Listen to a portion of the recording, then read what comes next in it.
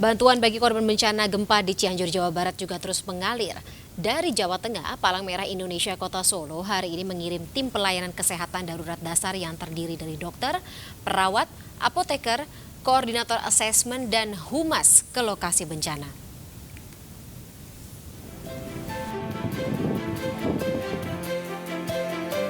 Palang Merah Indonesia Kota Solo, Jawa Tengah mengirimkan tim pelayanan kesehatan darurat dasar yang terdiri dari dokter, perawat, apoteker, koordinator asesmen, dan humas ke lokasi bencana di Cianjur, Jawa Barat. Pada bantuan tahap pertama ini, PMI Kota Solo juga mengirim 500 sarung yang bisa dimanfaatkan korban gempa di pengungsian. Sebelum berangkat menggunakan 2 mobil, tim PKDD PMI Kota Solo terlebih dahulu berdoa bersama agar kegiatan mereka dimudahkan dan dilindungi Tuhan Yang Maha Esa.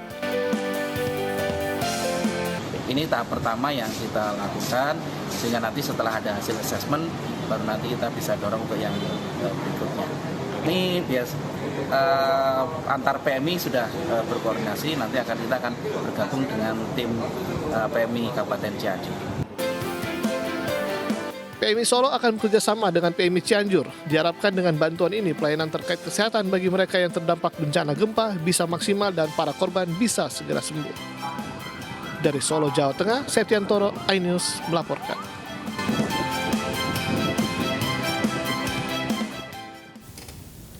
Ya pemirsa, berbagai bantuan dan donasi bagi korban gempa bumi Cianjur terus mengalir, termasuk peran Palang Merah Indonesia yang telah mengirimkan timnya usai gempa mengguncang Cianjur, Jawa Barat. Kita saat ini sudah terhubung dengan pelaksana tugas Kepala Divisi Penanggulangan Bencana PMI Pusat, Rofik Anshori. Selamat malam, Assalamualaikum Pak Rofik. Pak Rofik tampaknya masih di mute. Tes. Selamat malam Mbak Fani. Iya ya. Baik, Pak Rofik cukup jelas ya mendengar suara saya ya? Jelas Mbak. Baik. Iya. Pak Rofik saat ini berada di Cianjur, lokasi terdampak gempa di mana kalau boleh tahu? Saya masih ada di Jakarta Mbak. Teman-teman kami berada di lokasi, diantaranya di beberapa kecamatan terkait Mbak. Terkait ada di Warung Kondang dan di Cugenang. Baik. Pak Rofik, kalau begitu ada berapa banyak jumlah teman-teman relawan PMI yang diturunkan di lokasi gempa atau terdampak gempa saat ini? Sampai saat ini dari seluruh baik Jabodetabek dan Jawa Barat itu ada sekitar 286 personil terbagi di 2 pos tadi. Berapa Pak? Bisa diulangi lagi? 286 Mbak. 286. Diturunkan atau ditempatkan di titik-titik mana saja Pak? Kami posko ada di Cugenang dan ada di Warung Kondang. Kemudian dia bergerak sesuai dengan layanannya, Mbak. Baik. Untuk di 5 kecamatan terfokus. Oke, termasuk ditempatkan di fasilitas kesehatan ya, Pak? Kita lebih pada kita tidak join di rumah sakit, Pak, tapi kita lebih kepada mobil keliling. Jadi masuk kepada daerah-daerah yang masuk langsung mendekati ke penerima manfaat, Mbak. Atau seperti lokasi pengungsian kah? Iya. Baik. Seperti itu, ataupun door to door ke beberapa rumah yang memang pasiennya berada di rumah kediamannya masing-masing. Masih ada yang berada di rumah kediaman masing-masing? Iya, maksudnya kan istilahnya dia tinggal di wilayah tetangganya ataupun seperti itu, Mbak. Jadi tidak berkumpul pada tempat pengungsian yang tersentralkan gitu. Baik, untuk keperluan atau katakanlah teman-teman relawan diturunkan ini ada atau ditempatkan di beberapa titik, bukan maksud saya ada berapa mobil ambulans begitu Pak Rofik atau mobil PMI sendiri yang tadi Bapak sebutkan yang diterjunkan seperti itu? Ya, saat ini kami menerjunkan kurang lebih 22 ambulans untuk mendukung layanan pertolongan pertama dan kesehatan keliling. Kemudian juga kita fokus juga di pendistribusian air bersih, tersedia sekitar 11 tangki air di lapangan, Mbak. 2 kekuatan ini yang kami intensifkan pada 14 hari sampai dengan masa 30 hari tanggap darurat. Baik, selama 30 hari tanggap darurat tersebut berarti teman-teman relawan masih akan tetap stay di Cianjur, Jawa Barat ya? Dipastikan, Pak. PMI akan ikut sampai dengan recovery nanti, insya Allah. Baik, untuk kesediaan kantong darah pasti disediakan kan ya Pak Rofik? Sesuai dengan laporan Bapak Ketua PMI Cianjur, sampai saat ini stok darah aman, Pak. Aman. Baik-baik. Kalau misalnya pun tidak aman, teman-teman yang ada di Jakarta juga warga pasti akan siap membantu untuk Insya PMI Allah. sendiri. Baik. Ya.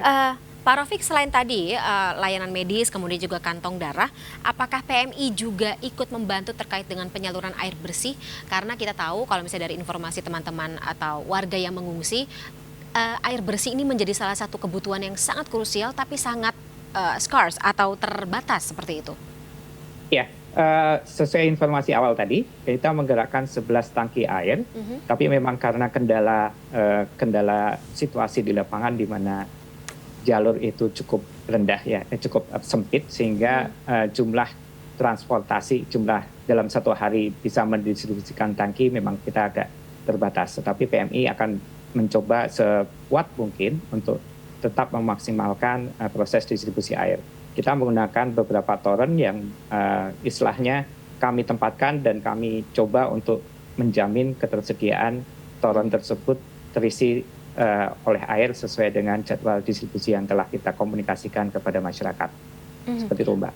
Baik, aksesnya cukup sulit Pak atau ada apa ya? Ada berbagai akses seperti apa atau berapa macam akses yang bisa digunakan oleh teman-teman relawan? Maksud kami tadi ada akses di perjalanan ya, jadi Iya, betul. karena wilayah Cianjur banyak yang berbukit sehingga itu karena kita pakainya adalah tangki air, sehingga agak dalam satu hari itu jumlah tripnya yang agak terbatas karena masih sekarang kondisinya ada beberapa daerah yang cenderung macet sehingga kita perlu benar-benar menjamin jadwal komunikasi dengan masyarakat agar masyarakat ketika tangki air datang kemudian dituangkan ke dalam toren itu sesuai dengan jadwal yang telah kita sepakatin bersama dengan masyarakat setempat. Baik, Pak Rafiq, bagi warga yang masih mengungsi tapi ingin menanyakan di mana keberadaan dari mobil PMI, kira-kira bisa menghubungi kemana ya Pak? Bisa ke PMI setempat Pak, yang di Cianjur ya. Kalau bisa disebutkan mungkin sekaligus nomornya biar kami juga ikut memberikan informasi tersebut kepada teman-teman atau warga yang mungkin insya Allah menonton maksud kami menonton Breaking News MNC News malam hari ini. Sebentar Pak, saya cari dulu ya. Mohon maaf. Mungkin yang lainnya dulu Mbak. Ya. Siap, Pak Rafiq. Kalau begitu saya sembari menanyakan terkait dengan informasi lainnya kalau begitu ya. Pak Rafiq, mungkin ada laporan juga dari teman-teman.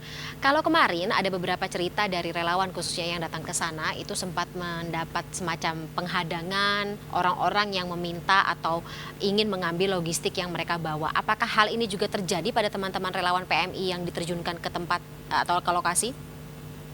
Sampai saat ini kita alhamdulillah belum ada laporan terkait dengan laporan terkait dengan keamanan yang kemudian mengurangi akses kita kepada masyarakat yang kita tuju, Pak. Tapi memang kebutuhan di lapangan fatigue karena timbulnya fatigue ketika banyak bantuan itu sering lewat, tetapi tidak istilahnya tidak dapat, mereka tidak dapat gitu ya. Cuman bantuan lewat itu memang kita temukan di lapangan. Gitu. Selain dari warga pengungsi, Pak, apakah dari teman-teman dokter atau nakes yang ada di fasilitas kesehatan Cianjur, Jawa Barat juga membutuhkan bantuan atau meminta pertolongan kepada PMI seperti itu? Kalau kerjasama di lapangan tetap terjadi, Mbak. Jadi kita memang prosedurnya dalam layanan kesehatan masyarakat itu memang kita harus berkoordinasi langsung dengan dinas terkait, dalam hal ini dinas kesehatan, sebelum kita melakukan mobil keliling tadi, Mbak. Jadi kerjasama di lapangan istilahnya kalau ada sharing kebutuhan di lapangan, saling support itu terjadi kita di lapangan itu. Alhamdulillah senang sekali mendengar ya, saling bahu-membahu, saling bergotong royong seperti itu ya Pak Rafiq. Ya, terima kasih banget pada kolaborasi saat ini di mana masyarakat dan semua komponen relawan yang ada di lapangan saling bahu-membahu untuk selalu memberikan yang terbaik di masyarakat. Di masa sulit seharusnya memang semua saling tolong-menolong seperti itu. Pak Rafiq, ini juga sampai dengan saat ini kabarnya gempa susulan masih terus terjadi di wilayah Cianjur, Jawa Barat khususnya. Ada cerita juga atau katakanlah informasi dari teman-teman di lapangan seperti itu? Ya, kalau terkait dengan gempa susulan pastilah selalu ada.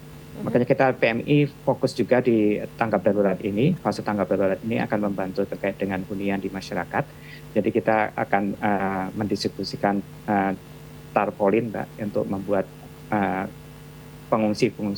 tempat pengungsi untuk masyarakat secara darurat, yang itu ditujukan untuk kebutuhan per keluarga, jadi bukan pada penampungan yang sifatnya tersentral seperti itu. Masih ada cerita warga di sana panik seperti itu setiap kali gempa susulan ini terjadi? Iya, rasa panik pasti ada, dan laporan dari masyarakat sudah diterima oleh teman-teman relawan, sehingga PMI beberapa relawannya itu fokus di layanan psikososial, jadi membantu membantu warga yang terdampak, khususnya anak-anak, untuk mencoba beraktivitas sehingga tidak menimbulkan trauma berkepanjangan, Pak. Tapi kalau dari cerita teman-teman gitu, ketika kita mengetahui bahwa Cianjur ini menjadi bukan salah satu malah, wilayah paling rawan bencana di Jawa Barat. Apakah warga ini menurut pandangan dari teman-teman relawan sendiri cukup terliterasi, cukup mengetahui kalau misalnya terjadi gempa, kalau misalnya terjadi bencana A, B, C, D, mereka tahu harus berbuat apa? Terkait dengan itu saya belum dapat laporan secara teknis dengan teman-teman di Cianjur. Tetapi kalau ngelihat dari beberapa bangunan yang